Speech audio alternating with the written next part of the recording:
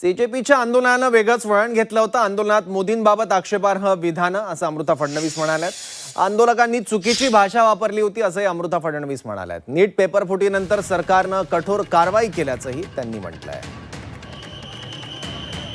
नीट पासून चालू होऊन पण ते इतकं वेगळंच त्यांनी एक टर्न घेतला. अँटी सोशल एलिमेंट्स त्यात आले आणि त्यात भाषा किंवा ऍक्शन्स कशा वापरल्या गेल्या आपण पण पाहिलं. तर डेकोरम असतो प्रत्येक गोष्ट कन्व्हे करण्याचा गव्हर्नमेंटला, तो पाळला नाही गेला हे तर नक्कीच आहे. पण गव्हर्नमेंटनी खूप सारे असे स्टेप्स घेतले आहेत. सुरुवातीपासून जेव्हापासून लीक झालं ते गव्हर्नमेंटनीच आउट केलं होतं. त्यानंतर नवीन परीक्षा झाल्या, त्यानंतर आता स्ट्रिंजिंग लॉज परत येत आहेत. तर सगळं काही त्या हिशोबाने गव्हर्नमेंट करतंय. पण त्यात ह्या प्रकारे ह्या लँग्वेजमध्ये बोलणं ते पण मोदींची आणि त्यांच्या आईविषयी हे बिलकुल एक्सेप्ट सामाजिक